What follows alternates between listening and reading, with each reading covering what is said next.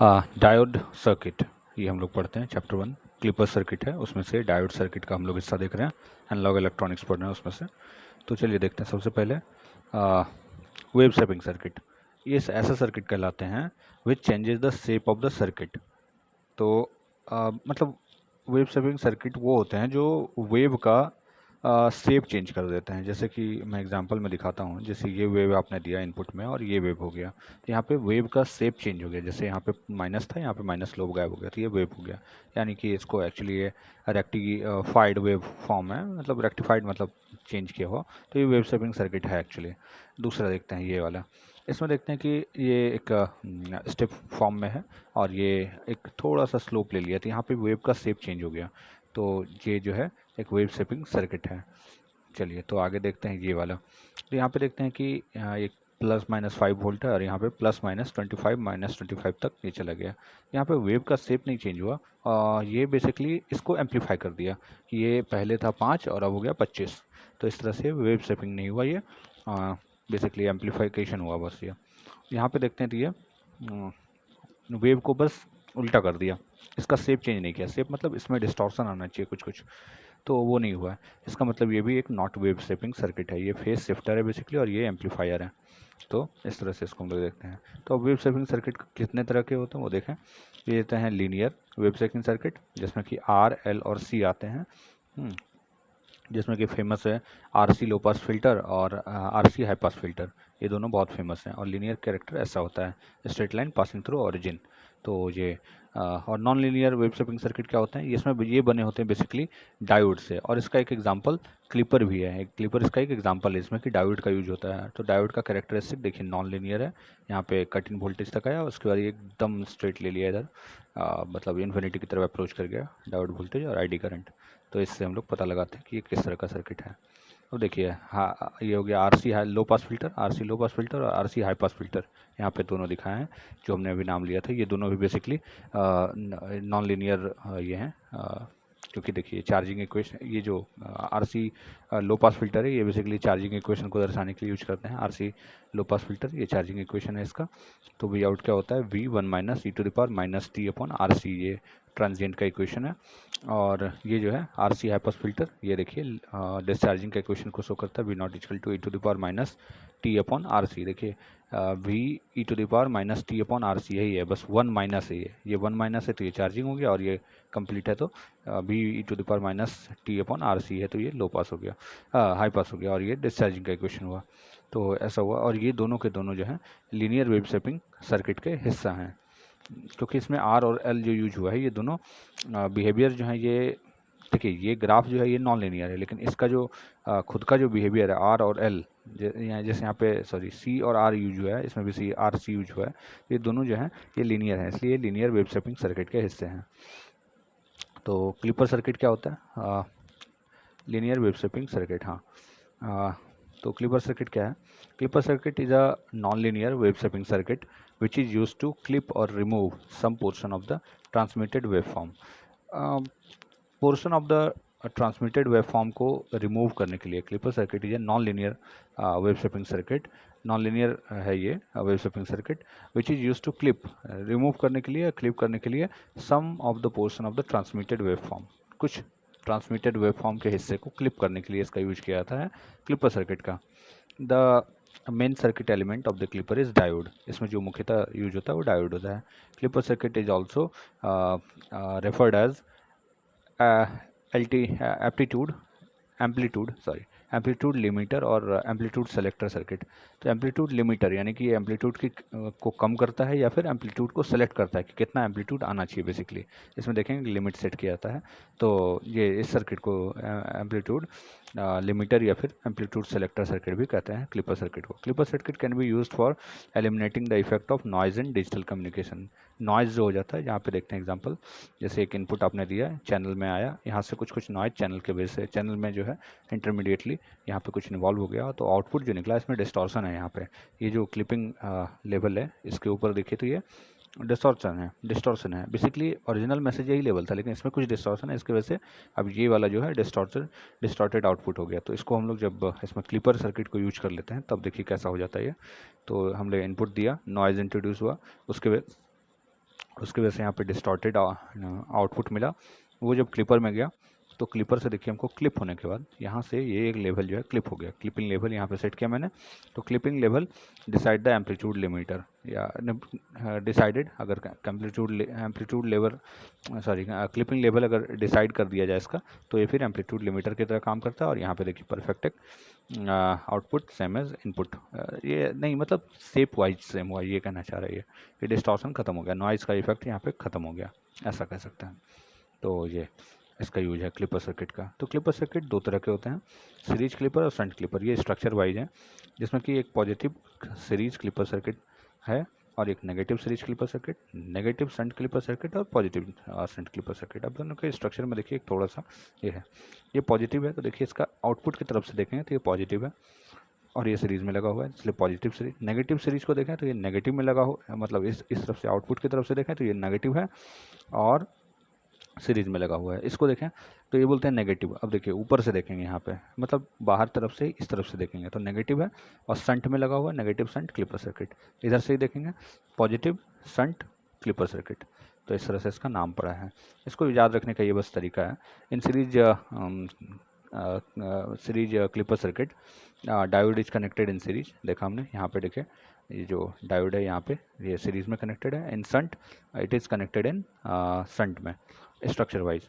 और positive clipper circuit removes maximum positive portion, where as negative clipper circuit जो है ये रिमूव करता है मैक्सिमम नेगेटिव ट्रांसमिटेड वेवफॉर्म को। नेगेटिव ट्रांसमिटेड वेवफॉर्म को जो ज़्यादा रिमूव करता है उसको ज़्यादा रिमूव करता है। यहाँ पे कुछ ऐसा भी हो सकता है थोड़ा सा भी रिमूव करे तब भी उसका नाम जो है वो ज़्यादा जो पोर्शन रिमूव करेगा, कुछ हो सकता है पॉजिटिव का पोर्शन रिमूव कर दे लेकिन कुछ नेगेटिव भी रिमूव करेगा, लेकिन नेगेटिव जो है वो ज़्यादा रिमूव करेगा नेगेटिव क्लिपर सर्किट। उस तरह जो पॉजिटिव पोर्शन है वो पॉजिटिव वाला ज़्यादा रिमूव करेगा, पॉजिटिव क्लिपर सर्किट जो है वो।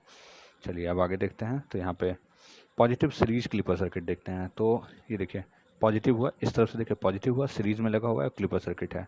तो यहाँ पे भी इनपुट दिए और भी आउटपुट इधर लगाए।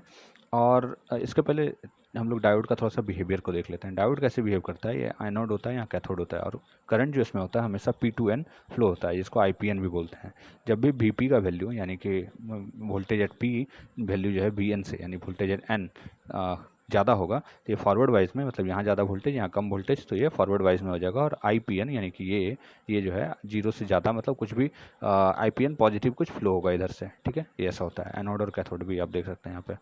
अगर लेकिन Vn का वैल्यू ज़्यादा हो गया और Vp का वैल्यू कम हो गया तो ये बेसिकली रिवर्स बायस को फॉर्म करता है और इसमें IPN की वैल्यू जीरो होती है। ये आप बोल सकते हैं यहाँ से जीरो कैसे होगा, तो हम लोग एनालॉग के केस में इसको जीरो एज्यूम करते हैं, जबकि जब हम लोग यहाँ पे चलेंगे डायोड क्या नाम है इसका ADC के केस में, तो वहाँ पे कुछ करंट इधर से रिवर्स करंट फ्लो भी होता है। आई रिवर्स सेचुरेशन करंट जो होता है वो इधर से कुछ फ्लो होता है, तो वो देखेंगे हम लोग बाद में। तो डायोड जो है यहाँ से हमको पता चला कि ये यूनी डायरेक्शनल करंट को फ्लो करने देता है, तो ये यूनी डायरेक्शनल डिवाइस भी कहते हैं इसको। और ID flow only in P2N he flow करेगा। अब देखिए यहाँ से अगर N to P है और 2 एम्पियर ऊपर में लगा हुआ, इसका मतलब समझ जाइए कि ये फॉरवर्ड बायस में है एक्चुअली। और अगर ऐसा लिखा हुआ तो ये ऑफ नहीं होगा, इसका मतलब ऑफ नहीं हुआ, इसका मतलब हुआ ये पॉसिबल ही नहीं है, आपने गलत साइन लगाया है। N to P कभी करंट फ्लो हो ही नहीं सकता किसी भी डायोड में, किसी भी कंडीशन में, कुछ भी आप कर लें, not possible as ID only P2N। चलिए तो ये कुछ मैंने अपने से किया था जो गलत हो गया था। चलिए तो यहाँ पे देखते हैं 2 वोल्ट का इधर लगा हुआ है, 1 वोल्ट इधर लगा हुआ है, ठीक है।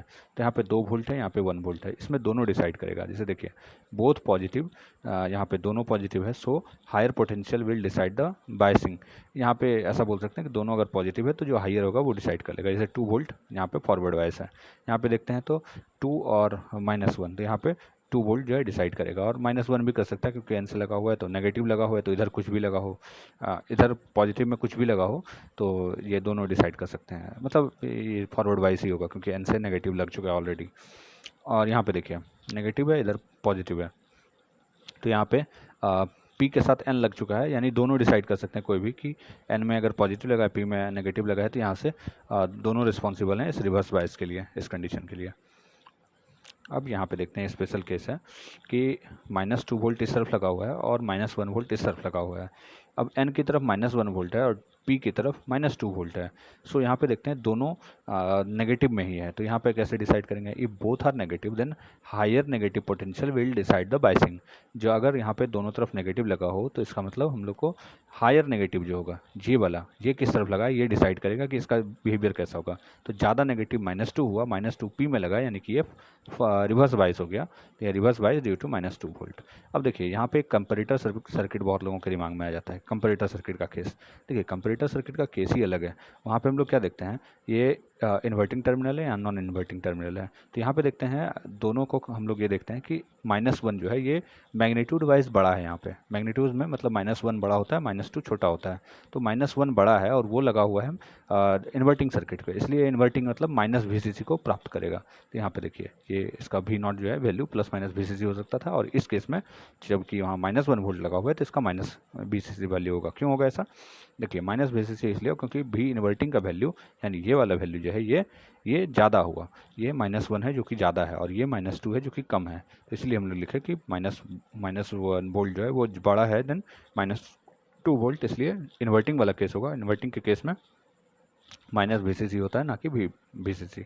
तो +VCC कब आता है, जब ये inverting terminal non inverting terminal का वैल्यू ज़्यादा होता है, यानी कि ये अगर यहाँ पे -1 रहता तब जाके इसका वैल्यू -1 और यहाँ पे -2 रहता, यहाँ पे -1 यहाँ पे -2 रहता, उस केस में +VCC का इसका आंसर हो जाता। जिसमें क्या कंपेयर होता है, यहाँ पे मैग्नीट्यूड कंपेयर होता है, जबकि यहाँ पे पोटेंशियल कंपेयर होता है कि यहाँ पे नेगेटिव हायर नेगेटिव पोटेंशियल जो है वो डिसाइड करेगा इसका बिहेवियर क्या होगा। तो यहाँ पे P है और यहाँ पे हायर नेगेटिव में हायर नेगेटिव पोटेंशियल जो है वो P के साथ कनेक्टेड, इसलिए फॉरवर्ड रिवर्स बायस हुआ। और अगर यहाँ पे हायर नेगेटिव जो है वो कनेक्टेड होता है N के साथ, या यही समझ लीजिए यहाँ पे हायर नेगेटिव इस तरफ होता, -2 इस तरफ होता, -1 इधर होता, तो ये फॉरवर्ड बायस हो जाता है क्योंकि हायर नेगेटिव कनेक्टेड होता है N के साथ। तो ऐसा तो है नहीं, यहाँ पे अभी फॉरवर्ड बायस का केस है इसमें कि हायर नेगेटिव पोटेंशियल P के साथ कनेक्टेड है। यहाँ पे देखते हैं 2 वोल्ट और ग्राउंड है, तो यहाँ पे दोनों डिसाइड कर सकते हैं, हालांकि ये भी काफ़ी है, यहाँ 0 लगा हुआ है तो ये काफ़ी है फॉरवर्ड बायस का केस बनाने के लिए क्योंकि P के साथ पॉजिटिव है। तो ऐसा, तो 2 volt will decide the biasing and ये क्या हो जाएगा, diode forward bias due to 2 volt, जो भी आप लिखना चाहें। यहाँ पे देखिए -2 वोल्ट है, -2 वोल्ट P के साथ लगा हुआ है और 0 जो है N के साथ लगा हुआ है।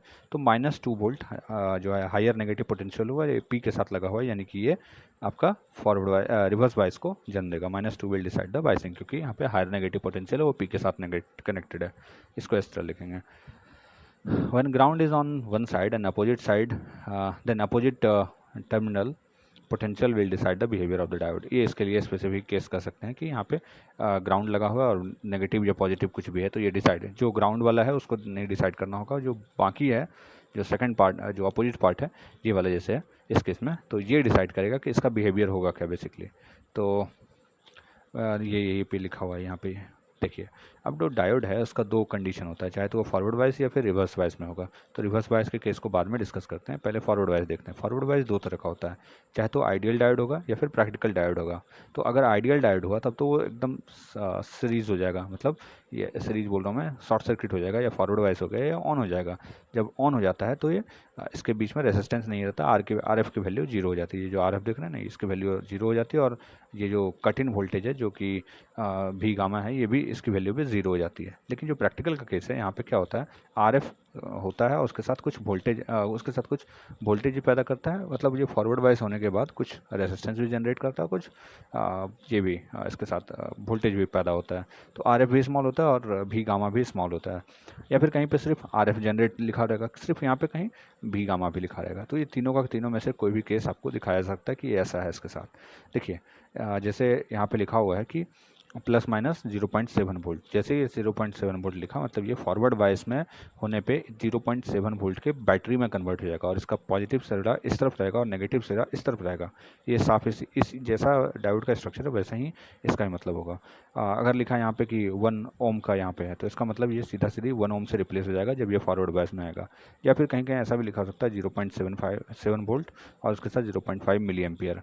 तो ये हमेशा मिली एम्पियर या उससे भी कम माइक्रो एम्पियर ऐसा में रहेगा, कभी भी 1 ओम या 2 ओम या मेगा ओम ऐसा में नहीं रह सकता ये। और ये भी वोल्टेज भी बहुत कम रहेगा, मतलब 0.5 0.7 इस तरह से रहेगा वोल्टेज, ये फॉरवर्ड वोल्टेज होता है।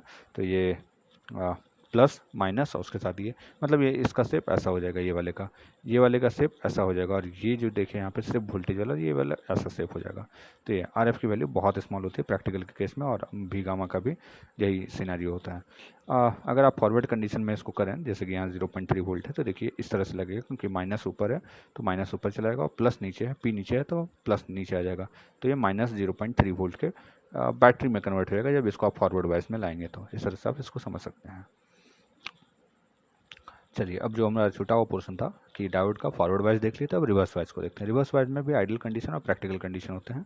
अगर आइडियल कंडीशन है तो सीधा सीधी वो कट ऑफ हो जाएगा, मतलब ऑफ हो जाएगा, ओपन सर्किट हो जाएगा, या फिर रिवर्स वाइज हो जाएगा। तीनों एक ही चीज़ को है और इसमें बीच में कनेक्शन नहीं रहेगा। जबकि प्रैक्टिकल केस में बहुत हाई रेसिस्टेंस का एक दोनों के बीच में वैल्यू, रेसिस्टेंस की वैल्यू बहुत हाई हो जाती है। तो आर यानी कि रिवर्स रेसिस्टेंस इसको बोल सकते हैं। तो रिवर्स बायस रेसिस्टेंस ये जो है वेरी हाई मेगा ओम में होता है। ठीक है, इस तरह से आप इसको याद रखेंगे। तो और एक यहाँ पे डायोड लगा हुआ है, उसके अक्रॉस आप 5 वोल्ट लगा दें तो आपको प्रथम दृष्टि आपको ये लगेगा कि फॉरवर्ड बायस में आ गया और इसकी वजह से ऑन हो गया। लेकिन जब आप ऑन करते हैं इसको तो ये 0.5 वोल्ट लगा हुआ है, ये इसके अक्रॉस देखें तो ये केवीएल को सेटिस्फाई नहीं कर रहा है, इसलिए ये सर्किट जो है इनवैलिड हो जाएगा, क्योंकि केवीएल किसी भी नेटवर्क सर्किट में सेटिस्फाई होना कंपलसरी होता है। और नेटवर्क ही क्यों हो, मतलब फील्ड थ्योरी का भी जो है उसमें भी केवीएल जो है वो वैलिड है, तो वो सेटिस्फाई यहाँ पे नहीं हुआ। जबकि यहाँ पे देखिए, अच्छा हाँ, एक चीज़ वो भी हो जाता है कि वो लम्प्ड एलिमेंट में ही केसीएल जो है वो वैलिड रहता है। तो फील्ड थ्योरी में आप लम्प्ड एलिमेंट लाएंगे कहाँ से, वो भी है। ठीक है, तो यहाँ पे देखिए इसका लिमिटिंग जो रेसिस्टर है, जो आरएल है, ये यहाँ पे प्ले करता है कि इसको स्टेबिलिटी प्रोवाइड करने में, कि जो ये फॉरवर्ड बायस हुआ तो फॉरवर्ड बायस हो ना हो करके इसके साथ कुछ अगर रेजिस्टेंस रहता या फिर कहीं कहीं वोल्टेज भी रहता है इसके साथ, तो समझिए यहाँ पे कुछ वोल्टेज रह जाता 0.7 वोल्ट के आसपास, यहाँ प्लस और माइनस वोल्टेज में बढ़ जाता, कुछ यहाँ पे रेजिस्टेंस में चला जाता, दोनों मिला करके 5 वोल्ट हो जाता, और ये प्रैक्टिकली वैलिड हो जाता सर्किट। यानी प्रैक्टिकल सर्किट ऐसा ही होता है जिसमें कि डायोड में कुछ रेजिस्टेंस भी होता है। जैसे देखिए डायोड हुआ, रेजिस्टेंस हुआ, और ये ऑन फॉरवर्ड वाइस होने से ऑन हो गया, और यहाँ पे एक 5 वोल्ट का रेजिस्टेंस वोल्टेज देख रहे हैं। और इसके साथ देखिए केवीएल जब इसमें लगाते हैं तो -5 जहाँ से लगा है वहीं -5 आई और आई और आर एल देखिए आई आर एल, और यहाँ से ऑन है तो 0 इक्वल टू 0 लिखे, आई का वैल्यू हो गया 5/RL, मतलब RL इक्वल टू 5 हो गया और आई का वैल्यू 5/RL हो गया। तो यहाँ पे अगर आर का वैल्यू, अब हम लोग ये देखते हैं कि क्या आर के बड़े होने से या छोटे होने से इसके बाइसिंग पे कोई असर पड़ता है क्या? क्या बहुत ज़्यादा यहाँ पे आर की वैल्यू डाल देंगे तो क्या ऐसा होगा कि करंट इधर से, मतलब इधर से नहीं फ्लो करके इधर से फ्लो करने लगा, या ये फॉरवर्ड बायस ना होकर के रिवर्स बायस हो जाएगा? ऐसा नहीं होगा। ऐसा इसलिए नहीं होगा क्योंकि देखिए आर का वैल्यू अगर 1 ओम रखते हैं तो 5 एम्पियर, यहाँ पे देखिए 5/1 5 बटे इसका मतलब 1000 है, 1 किलो ओम लगा देते हैं तो 5/1000 यानी 5 मिली एम्पियर। 5/10 मतलब इसको लिखें तो 10⁻⁶ हो जाता है। 10⁻⁶ नीचे कर दें तो ये कितना हो जाएगा 5 माइक्रो एम्पियर। ये माइक्रो एम्पियर भी फ्लो किधर से करेगा, ये इधर से ही फ्लो करेगा, मतलब ये अभी भी फॉरवर्ड वाइस ही रहेगा, ये वाइसिंग चेंज नहीं करेगा। मतलब यही लिखा है यहाँ पे, resistance of any value can not change the biasing of a diode, यही चीज़ यहाँ पे लिखा है। और रेसिस्टेंस क्या काम करता है, ये सिर्फ ऐसे ही नहीं लगा देते हम लोग फोकट में कि अच्छा लगेगा देखने में। रेसिस्टेंस प्रोवाइड करता है स्टेबिलिटी को।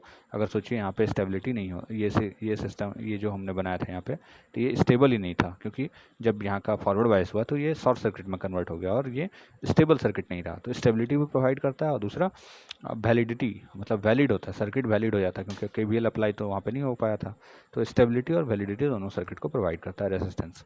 चलिए अब देखते हैं पॉजिटिव सीरीज क्लिपर सर्किट। तो पॉजिटिव सीरीज क्लिपर सर्किट इसका क्लिपिंग का काम है। ठीक है, तो B M sine theta, B M sine omega t और भी आउट यहाँ पे लगा दिए। ठीक है, अब देखिए इसका ये बी इन जो इसमें इनपुट ये है, इनपुट का साइन मान लिए B M sine omega t, तो भी इनमें भी एम साइन का एक सिग्नल लगाए, तो positive half cycle, negative half cycle, फिर पॉजिटिव हाफ साइकिल। तो इसको हम लोग इसके अंदर डालें। तो पहला केस लेते हैं ड्यूरिंग पॉजिटिव हाफ साइकिल, जब ये वाला पार कर रहा था। तो ये कहाँ से कहाँ तक है, ये 0 से पाई तक है। तो 0 से पाई तक जब ये पार करेगा तो उसमें क्या होगा सिनेरियो, यहाँ पे प्लस लग रहा होगा, प्लस यहाँ पे लगेगा तो ये ब्रेक हो जाएगा, मतलब ये यहाँ पे रिवर्स बायस आपको कंडीशन देगा। रिवर्स बायस हुआ तो आर की वैल्यू 0 हो गई, क्योंकि यहाँ दोनों के बीच में कनेक्शन नहीं है। वी आउट वी इनपुट का वी आउट से कनेक्शन टूट गया, यानी वी आउट का वैल्यू 0 हो गया।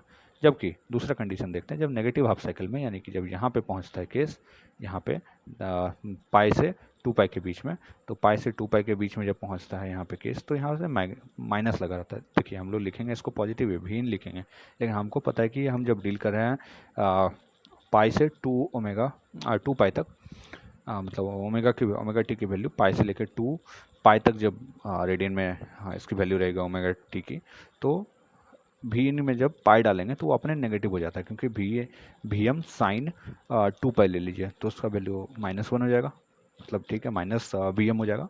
और अगर पाई लेते हैं तो भी माइनस हो जाएगा। तो इस तरह से हमको पता है कि ये नेगेटिव वाला हाफ साइकिल को रिप्रेजेंट करता है। तो नेगेटिव जब वैल्यू लगेगा तो ये नेगेटिव, और यहाँ पे जो भी रहेगा तो ये पॉजिटिव ही रहेगा, क्योंकि यहाँ पे नेगेटिव ऑलरेडी लग चुका है। तो हायर नेगेटिव जो है डिसाइड करेगा, ये फॉरवर्ड वाइज हो जाएगा। फॉरवर्ड वाइज होने की वजह से लाइन कनेक्ट हो गया। अब देखिए ये चीज़ जो है आर के क्रॉस रिफ्लेक्ट हो जाएगी, यहाँ पे भी इन, यहाँ पे भी इन, तो वी आउट इक्वल टू भी इन। और इसको केसीएल लगा के भी हम लोग सेटिस्फाई कर सकते हैं। आप ऐसा बोलेंगे कि ये एक्चुअली लगाना गलत है, वी इन अगर हम लोग इधर से इसको ड्रॉ किए हैं, हम लोग इधर से भी ड्रॉ करके देखते हैं ना, तब भी सेम रिजल्ट आता है। अलग अगर यहाँ से लिख लिए हैं तो ठीक है, क्योंकि करंट का डायरेक्शन ये नहीं होगा इसमें। ये जो फॉरवर्ड वाइज होने के बाद करंट का डायरेक्शन हमने इधर से ले लिया, बेसिकली ये करंट का डायरेक्शन इधर से होना चाहिए था। ठीक है, जो भी आप इसको मिस्टेक कर सकते हैं, लेकिन ये सेटिस्फाइड है, वैलिड है अभी। लेकिन ये फैक्चुअली रॉन्ग है ये भी है साथ में। तो अभी जो कैसे लगा उसका वैल्यू माइनस भी इन, क्योंकि इधर से शुरू किया और यहाँ से सीधा वी आउट ले लिया। अच्छा ठीक है, वी आउट सीधा ले लिया, वी आउट इक्वल टू 0। अच्छा अगर इधर से लेते तो ही क्या हो जाता, तो इधर से लेते तो क्या होता, प्लस भी इन, और यहाँ से देते तो यहाँ से हमको लेना पड़ता प्लस नीचे हो जाता ना, तो वी आउट लेते। ठीक है, वी आउट ऐसा ही लिखा रहेगा, तो क्या वी आउट के साथ क्या रिलेशन होगा, तो minus V out, V in equal to V out हो जाएगा, तो V out equal to V in वहाँ भी हो जाएगा।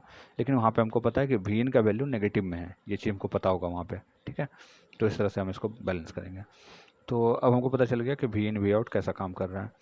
तो चलिए एक चीज़ और देख लेते हैं, यहाँ पर जो हम लोग छोड़ के आए हैं, ये देखिए ये वाला हिस्सा। तो देखिए हम लोग जब पॉजिटिव हाफ साइकिल दिए तो वी आउट 0 हो गया था यहाँ पे। देखिए तो पॉजिटिव हाफ साइकिल के साथ यहाँ पे 0 वैल्यू पास हुई। लेकिन नेगेटिव हाफ साइकिल जैसे ही आया, तो नेगेटिव हाफ साइकिल में जैसे ही आया तो ये पूरे के पूरे इसको शेप को पार कर दिया। तो ये हमारा इनपुट और आउटपुट का ग्राफ हो गया। ठीक है, इनपुट आउटपुट रिलेशन के साथ आप इसको देख सकते हैं। अब ट्रांसफ़र कैरेक्टरिस्टिक क्या होता है, भी इनपुट और भी आउटपुट का रिलेशन होता है। देखिए जब तक मेरा केस पॉजिटिव हाफ साइकिल का केस था, यानी भी इनपुट जब तक पॉजिटिव था तब तक वी आउट की वैल्यू 0 थी, तो 0 है यहाँ से यहाँ। अब देखिए भी इनपुट की वैल्यू जैसे नेगेटिव हुई, नेगेटिव मतलब इस तरफ आई, तो वी आउट का वैल्यू नेगेटिव नहीं होकर के वी आउट की तरह ही होने लगा, मतलब वी आउट भी इन की तरह होने लगा, यानी कि वो लीनियर होने लगा, लीनियर, समझ रहे हैं, मतलब जैसा भी इन था वैसा ही वी आउट होने लगा। तो अगर यहाँ पे वैल्यू देखिए, यहाँ पे -1 है, -5 वोल्ट है, मान लीजिए यहाँ पे -5 वोल्ट है, तो यहाँ पे -5 वोल्ट का आउटपुट भी मिलने लगा हमको, ये कहना चाह रहा हूँ मैं। मतलब भी इनपुट जितना नेगेटिव था उतना ही भी आउट भी नेगेटिव हो गया। और ये तब जब डायोड ऑन था, और ये वाला केस तब हुआ था जब डायोड ऑफ हो गया था। यहाँ पे देख सकते हैं आप, डायोड ऑन है, यहाँ पे देखिए डायोड ऑन है, तब जाके डायोड ऑन है, तब ये भी और इनपुट जो है भी आउटपुट को फॉलो कर रहा है। और एक चीज़ और ध्यान देने का है कि यहाँ पे स्लोप पॉजिटिव होता है। ठीक है, यहाँ पे स्लोप पॉजिटिव, यहाँ पे स्लोप पॉजिटिव, यहाँ नेगेटिव, यहाँ नेगेटिव, तो इस तरह से ये स्लोप पॉजिटिव है, ये स्लोप नेगेटिव नहीं है, ये स्लोप 0 है, ऐसा। हाँ चलिए आगे बढ़ते हैं। तो स्लोप 0 जो है वो क्लिपिंग रीजन, जो हम लोग अभी दिखाए सीधा लाइन, वो क्लिपिंग रीजन था, वहाँ कट हो चुका है बेसिकली वहाँ से। स्लोप इक्वल टू 1 मतलब भी इनपुट इक्वल टू भी आउटपुट, ऐसा।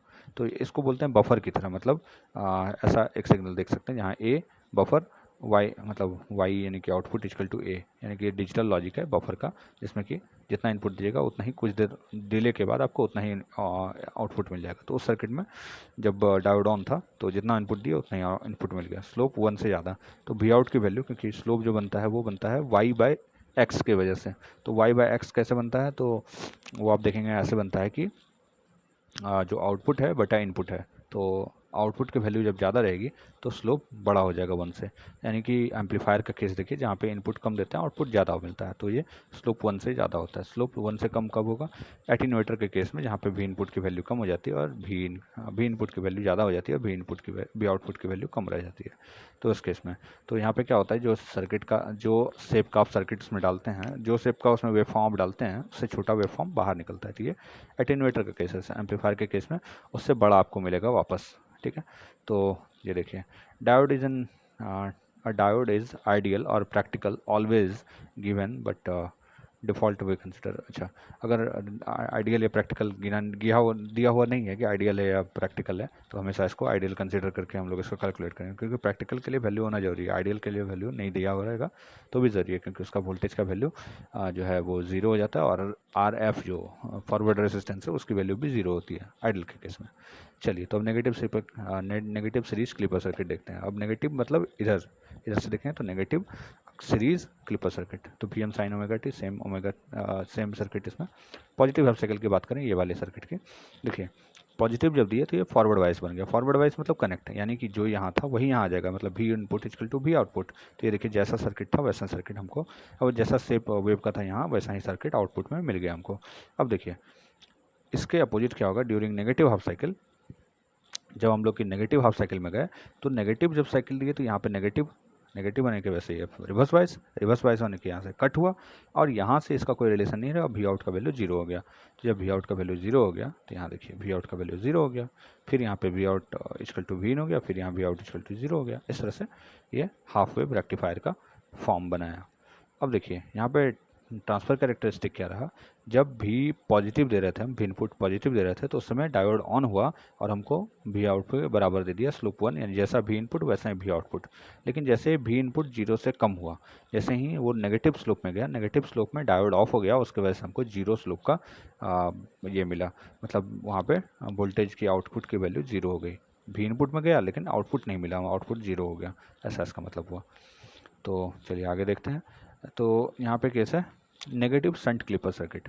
अब देखिए नेगेटिव, ऊपर से देखें नेगेटिव शंट क्लिपर सर्किट, ठीक है।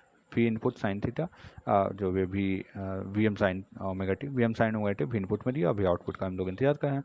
तो पहला पॉजिटिव हाफ साइकिल देंगे, तो पॉजिटिव देंगे तो ये जो है इसको कट ऑफ कर देगा, यानी यहाँ पे ये ऐसा बन जाएगा, यानी कि ओपन सर्किट बन गया। अब ओपन सर्किट बनने की वजह से क्या हुआ, यहाँ पे जो भी इनपुट है वही भी आउटपुट हो जाएगा, क्योंकि देखिए यहाँ से जो चलेगा वेव ये यहाँ से कम नहीं होगा कुछ, यहाँ पे आर जो रेजिस्टेंस लगा हुआ है ये कुछ कम नहीं करेगा, क्योंकि करंट तो फ्लो हुआ नहीं। तो जितना वोल्टेज यहाँ था उतना वोल्टेज सीधा यहाँ ट्रांसफर हो गया, V out equal to V input. लेकिन ये डिफरेंस क्या है, पहले भी एक बार हुआ था, ये तब हुआ था जब यहाँ पे हमारा शॉर्ट सर्किट हुआ था, तब जाके V input equal to V output हुआ था। लेकिन उसमें कंडीशन क्या था कि ये यहाँ पे शॉर्ट सर्किट हुआ था और डायोड ऑन हो गया था, डायोड ऑन होने की वजह से शॉर्ट सर्किट हुआ था, तब जाके हुआ था, मतलब डायोड ऑन होने की वजह से वहाँ भी इनपुट इक्वल टू भी आउट हुआ। लेकिन यहाँ पे डायोड ऑफ होने की वजह से भी इनपुट इक्वल टू भी आउटपुट हुआ, तो ऐसा। अच्छा, यहाँ पे लिखने का तरीका देखिए, अगर 2 एम्पियर का करंट इधर से जा रहा है 1 एम्पियर में 1 ओम में, तो यहाँ पे +2 वोल्ट का एक वोल्टेज सोर्स बना, और यहाँ पे अगर इस तरफ से आ रहा है तो यहाँ पे प्लस और इधर माइनस, जिधर से एंट्री मारता है उधर प्लस मार दीजिए, तो रेजिस्टेंस के साथ उतना ही वैल्यू वो ले लेगा। अब ऊपर से देखिए तो ये +-3 वोल्ट, इस तरह से आप इसको समझ सकते हैं। अच्छा, यहाँ पे अगर हम लोग इसकी वैल्यू को वो माइनस भी इन +0 प्लस वी आउट, तो V input equal to V output, यहाँ से भी KCL से भी सेटिस्फाई हो गया, KVL से सॉरी। अब देखते हैं during negative half cycle. Negative half cycle के दौरान क्या होगा, अभी तो पॉजिटिव हाफ साइकिल था, नेगेटिव हाफ साइकिल के दौरान ये शॉर्ट सर्किट जो है हो जाएगा, क्योंकि ये मतलब हायर नेगेटिव पोटेंशियल की वजह से ये जो है फॉरवर्ड वाइज हो गया। फॉरवर्ड वाइज होने से क्या हुआ, भी आउटपुट जो हमको इसके अक्रॉस ही चाहिए उसकी वैल्यू ज़ीरो हो गई, क्योंकि शॉर्ट सर्किट के अक्रॉस तो वोल्टेज जीरो होता है, तो इसकी वजह से यहाँ पे कुछ भी वैल्यू वोल्टेज का वैल्यू नहीं मिला। अब देखिए थोड़ा सा डिफरेंस मिलेगा इनपुट आउटपुट वेव फॉर्म में भी। देखिए इनपुट आउटपुट वेव फॉर्म तो पॉजिटिव हाफ साइकिल में मिला, नेगेटिव हाफ साइकिल क्लिप हो गया, पॉजिटिव हाफ साइकिल मिला, नेगेटिव हाफ साइकिल क्लिप हो गया, इस तरह से मिला। लेकिन ट्रांसफर कैरेक्टरिस्टिक में थोड़ा सा डिफरेंस आ गया। जब यहाँ पे डायोड ऑफ है उस समय हमको लीनियर फॉलो हो रहा है, मतलब भी इनपुट इक्वल टू भी आउटपुट। लेकिन जब डायोड ऑन है उस समय हमको ऑफ मिल रहा है, मतलब उस समय वी आउट की वैल्यू 0 मिल रही है। तो ये यहाँ से डिफरेंस आया दोनों में ट्रांसफर कैरेक्टरिस्टिक में। अब देखते हैं यहाँ पे ड्यूरिंग नेगेटिव हाफ साइकिल क्या हुआ कि ये जो भी इनपुट है यहाँ से नेगेटिव वैल्यू निकली, यहाँ पे नेगेटिव आया, इसकी वजह से ये फॉरवर्ड वाइज हो गया। फॉरवर्ड वाइज होने से एक यहाँ से करंट इधर की तरफ चला, क्योंकि डायोड में करंट P2N फ्लो होता है। तो इसको हम लोग देखें तो यहाँ से यहीं से देखते हैं, मान लीजिए ये 0 वोल्ट हुआ, 0 प्लस अगर मान लीजिए इसके अंदर ID करंट फ्लो हो रहा था, तो ID इंटू आर प्लस भी इन, यहाँ से प्लस पे एंटर किया तो B D equal to minus V in divide by R, तो minus V in divide by R, तो V in equal to negative है और आई डी का वैल्यू पॉजिटिव है। तो यहाँ से हमको आई डी की वैल्यू, मतलब ऐसे तो मिला आई डी 0, क्योंकि V input divide by R ऐसा हमको देखने को मिलेगा, minus V out plus V D I R plus V D R plus V input equal to 0, V output का value V D R plus I D R plus I D into R plus V in. तो यहाँ वाला जो आई D का value है, I D की जो value यहाँ से हमने निकाली थी, आई डी कितनी निकली थी, V in minus V in divide by R, ये जो वैल्यू निकली थी यहाँ से, इस वैल्यू को आई डी के वैल्यू की जगह पुट कर देंगे, minus V in divide by R into R plus V in. तो आर कैंसिल हो गया, बचा भी इन प्लस भी इन, जिसका वैल्यू 0 हो गया, वी आउट की वैल्यू 0 हो गई। ये थोड़ा सा कॉम्प्लेक्स ये था, बहुत ही सिंपल था वैसे तो, आप देख सकते हैं इसको।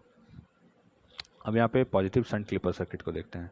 तो यहाँ पे पॉजिटिव ऊपर से देखिए शंट जो कि बीच में है, और क्लिपर सर्किट का यह काम है। तो लेकिन एक चीज़, नाम के हिसाब से ही इसका सब कुछ होगा, मतलब ये जो है पॉजिटिव को क्लिप करेगा, शंट में लगा होगा इसका ये, और जो डायोड है शंट में लगा होगा, क्लिपिंग का काम करेगा और सर्किट है।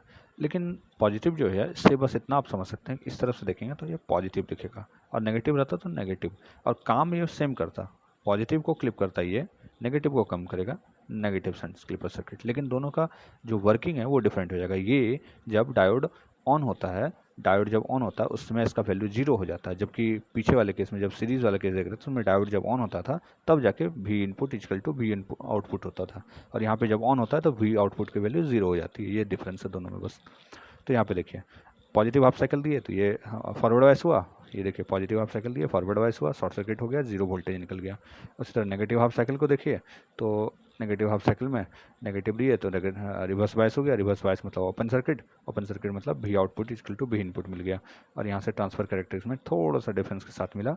देखिए डायोड यहाँ पे ऑफ है तो इसका वैल्यू लीनियरिटी को फॉलो कर रहा है, भी इनपुट इक्वल टू भी आउटपुट, और यहाँ पे डायोड जब ऑन है उस समय इसकी वैल्यू 0 आ रही है, क्योंकि यहाँ पे हमने देखा जैसे ही डायोड ऑन होता है, ऑन होने की वजह से भी आउटपुट की वैल्यू 0 हो जाती है। तो इसका ग्राफ देखिए,